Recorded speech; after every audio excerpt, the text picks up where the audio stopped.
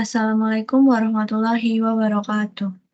Perkenalkan kami dari kelompok Jalur Langit yang beranggotakan Yoga, Mauladina, dan Erda ingin mempresentasikan UCP2 level skeleton. Baik, langsung saja untuk yang pertama, di sini terdapat landing page, di mana landing page ini dibuat untuk menuju ke use case utama yang kami buat di dalam website pemerintahan Kabupaten Sleman, di mana desain dan layout yang kami buat merupakan referensi website pemerintahan Kabupaten Sleman ataupun website pemerintahan yang lain.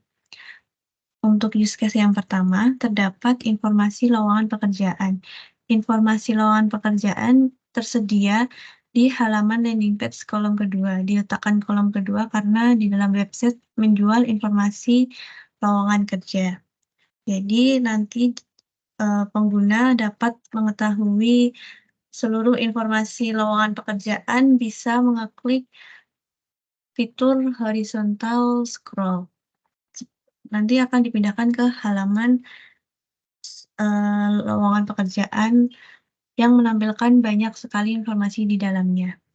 Lalu untuk asumsinya, untuk yang pertama, kami berasumsi bahwa pengguna yang ingin mencari lowongan kerja sudah tersedia dengan kategori halaman lowongan kerja, seperti yang saya jelaskan di awal tadi. Lalu untuk yang kedua, kami berasumsi bahwa pengguna mudah mencari seluruh lowongan pekerjaan dengan menggunakan fitur horizontal cross. Jadi fitur horizontal cross itu gunanya untuk memudahkan pengguna dalam mencari informasi yang lebih banyak dalam lowongan pekerjaan tersebut. Itu merupakan prioritas yang paling tinggi di use case utama informasi lowongan kerja. Untuk yang asumsi ketiga, kami berasumsi bahwa peletakan button di sebelah kanan akan memudahkan pengguna karena didukung dengan fitur horizontal scroll dari kiri ke kanan. Asumsi tersebut merupakan prioritas pertama juga, namun masih sama-sama dengan asumsi yang prioritas 1A. Jadi value atau usable dalam use case informasi lowongan pekerjaan yaitu pada fitur horizontal scroll untuk mengetahui lebih banyak informasi lowongan pekerjaan. Lalu untuk informasi yang ada di use case informasi lowongan pekerjaan itu nantinya di halaman ini terdapat informasi seperti foto yang sesuai dengan pekerjaan yang ada dan teks di bawahnya ini merupakan judul informasi yang tersedia untuk lowongan pekerjaan seperti hari, tanggal, posisi pekerjaan, nama instansi, dan periode lowongan. Untuk use case kedua akan dijelaskan oleh teman saya. Kita mengenai informasi update di Kabupaten Sleman. Pada use case ini akan menampilkan berbagai berita dari kuliner, wisata, dan lain-lain yang berada di Kabupaten Sleman. Nah, pada halaman berita itu saat berada di landing page, button berita berada pada navbar di sebelah atas. Kemudian saat kita berada di halaman berita itu nanti akan ada daftar berita yang masing-masing bisa kita lihat berita detailnya. Kemudian akan beralih ke halaman berikutnya atau halaman detail berita. Nah, kurang lebih tampilannya akan seperti ini. Kemudian untuk asumsi, next. Nah, untuk asumsi itu ada 3. Yang pertama, kami berasumsi bahwa peletakan button berita di navbar akan gampang ternotis oleh pengguna. Hal ini karena, saat kita membuka website apapun dengan navbar yang berada di atas, kita pasti akan, eee, langsung fokus melihat navbar tersebut akan, dia memiliki apa aja navbarnya. Nah, karena itu kami berasumsi bahwa peletakan button beritanya di navbar akan mempermudah, ternotis oleh pengguna. Dan asumsi ini menjadi asumsi prioritas pertama kami. Kemudian asumsi kedua adalah, kami berasumsi bahwa pengguna dapat mengeklik gambar ataupun judul berita untuk melihat informasi berita lebih detail. Nah, hal ini karena, ketika kita hendak melihat detail berita, kita akan lebih mudah, dengan mengeklik gambar ataupun judul beritanya dibanding ketika pengguna hanya bisa mengeklik judul berita atau, gambarnya. Kemudian asumsi ketiga kami adalah, kami berasumsi bahwa dengan gambar akan memperkuat berita yang ditampilkan. Dengan adanya gambar pada berita, itu akan memperkuat karena pada gambar tersebut, itu akan menampilkan, suatu kondisi atau situasi atau apapun itu yang terjadi di tempat kejadian dan itu, eee, menurut kami akan memperkuat isi berita yang ada. Kemudian untuk, use case berikutnya akan disampaikan oleh teman saya. Baik, untuk selanjutnya ada alamat kantor instansi.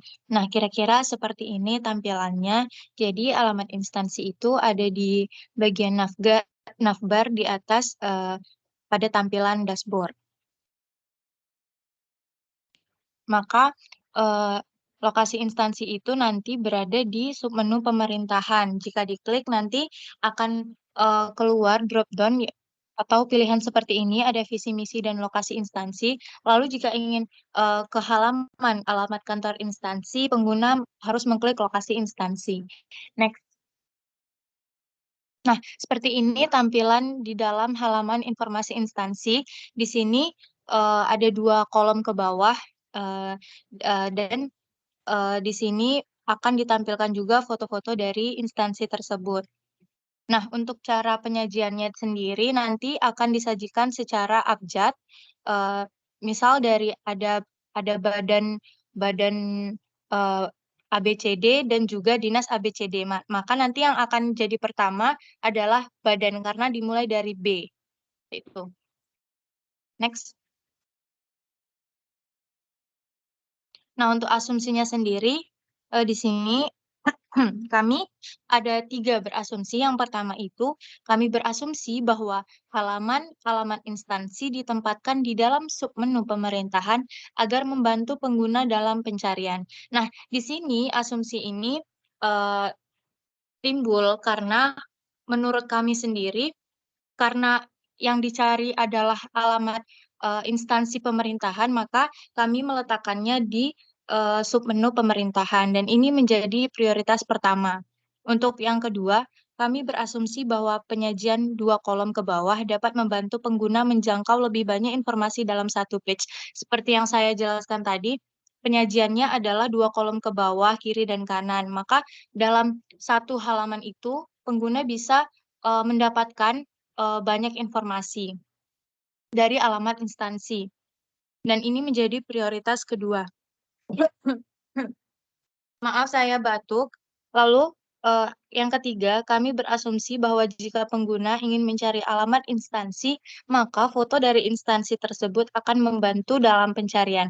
Seperti yang sudah saya jelaskan juga tadi di penyajian, nanti kami juga akan menyajikan foto-foto dari gedung, alamat instansi sendiri. Itu berguna untuk, mempermudah atau make sure bahwa inilah yang dicari oleh pengguna, dan ini menjadi prioritas ketiga.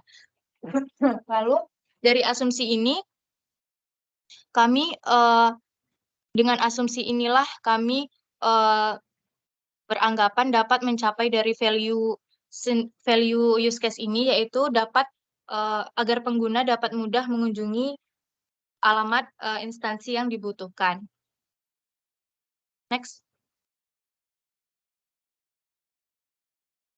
Lalu untuk yang use case keempat, tetapi ini adalah bukan use case utama, itu ada pelayanan publik. Kira-kira seperti ini tampilannya. Ini nanti ada di dashboard di kolom kedua.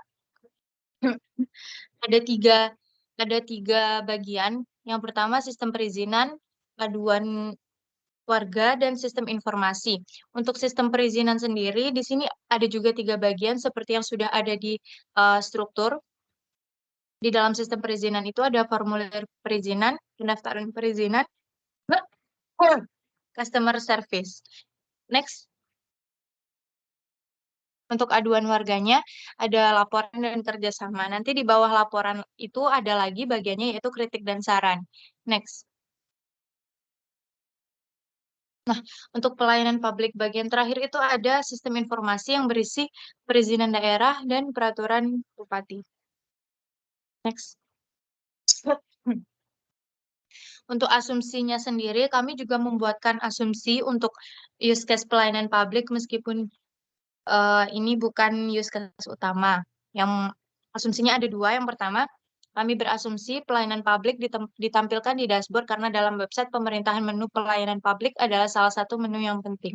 Dan yang kedua, kami berasumsi icon dapat membantu pengguna untuk memperjelas jenis pelayanan publik. Oke, saya kembalikan kepada Erda. Baik, terima kasih atas penjelasan dari teman-teman saya. Ada kurang lebihnya mohon maaf. Saya akhiri. Wassalamualaikum warahmatullahi wabarakatuh.